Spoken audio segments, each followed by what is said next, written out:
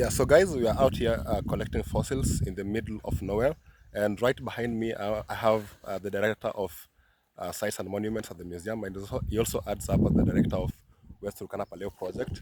And I want to ask him how fossil collection works, because we are out here collecting fossils. How are you, sir? Hi, how are you doing? I'm good. How does fossil collection works from discovering to collecting? First of all, you must find the fossils. Yeah. And once you find them, then you have to ascertain whether they are worth collecting. You don't just collect any fossil. You must collect only the fossils that will be able to give us some story, some information about the paleo history, and also the biodiversity, and also the paleoclimate, and also the paleo diet of the different animals Hmm. that lived in any one particular ecosystem. So basically, you look at how complete the fossil is before you collect it, and again also how important it is. If it's a hominid, we collect everything for hominids. Yeah. If they're primates, even like monkeys and apes, Yeah. although we have no apes here, for those you collect almost everything. But for the most abundant taxa, like the bovids and the hippos, sometimes we are very selective, unless it's a new site where you must document every single fossil that you find in that particular site. Yeah, so it varies from site to site.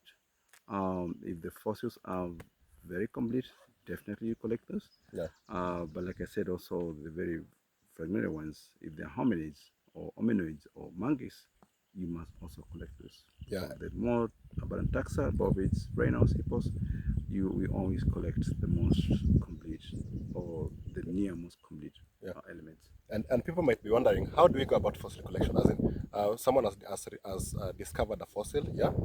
Uh, the person who collects, yeah, has to find that fossil where it has been placed. How does it go about? Does the person who actually collect go about finding a fossil that has been discovered by someone else? Yet the people are spread out in the field. When you document your fossils, definitely there's a lot that comes with that. You must document the context in which the fossil has been recovered. This is very important because should you want to come back to the same site 10 years from now, you have a clear record of where the fossil came from. That's why you GPS the fossil, the spot at which the fossil was found. You GPS that. You also do, if you can, you also put down a bit of information about the geology, whether it's, for example, in a little river channel, you could document that. Whether it's below some sandstone, you also document that. And that's very important because I mean because it helps you understand things like how the fossil would have been preserved or fossilized. Then again, also you give the field data, which includes us again also the discoverer, the Mhm. person who found the fossil, whether the fossil was in situ or was it on the surface. You document that. Then again, also you also document the person who collected the fossil. All this information is very critical. Remember, these fossils we don't collect them for just a short while; they are for posterity. So we want 10 years, 20 years down the line, whoever will come behind us, they'll find a well documented record of every single fossil. So you will gather as much information as possible out in the field. Remember, you're only out in the field for a very short time, for a given time.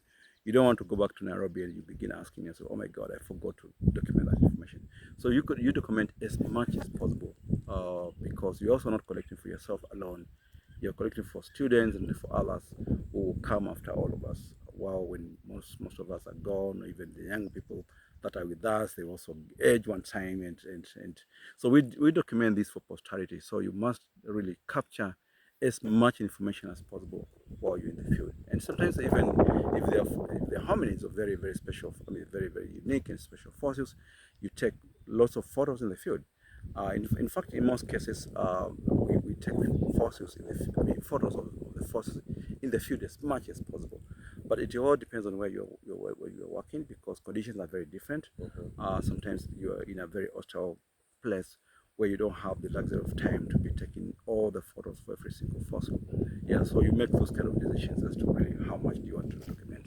But as much as possible, we gather as much information as possible in the field. Yeah. And talking about discoveries, the last question for you, Daktari, what is the most important fossil that you've discovered from this area? maybe. I don't want to speak. I don't want to speak to that. We've Yeah. found some wonderful fossils from this area. Mine is just to alert you. Just Yeah. keep your ears open, Yeah. and keep your eyes open for articles that will be coming for publication. That will be coming sometimes in the course of next year. We'll be making some interesting announcement. I don't want to preempt that, Yeah. but keep your eyes and ears open So you have for that. something great coming, right? I don't want to speak to that. Yeah, Okay. in science Yeah. there are also rules. Yeah. Yeah, but again, there's some wonderful Yeah. fossils that have been discovered here at Nampwa and Natodeme 1 and 2, Yeah. and definitely we'll be discussing that at a later date. Yeah. So guys, keep your eyes open and your ears alert for whatever you're saying. So see you in Thank the you. next See you year. then. Cheers. Bye.